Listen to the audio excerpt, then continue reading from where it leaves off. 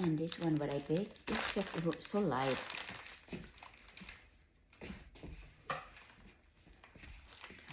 I forgot what's in there because it's just mixed up.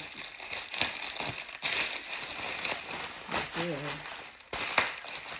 Oh, the Pathology Sharp Gelled on Eyes. This is for the under eye, guys.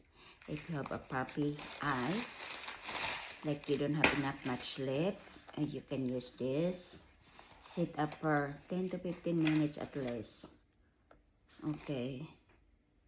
Firming eye gels. So I hear this is a good one. I don't know how many in there.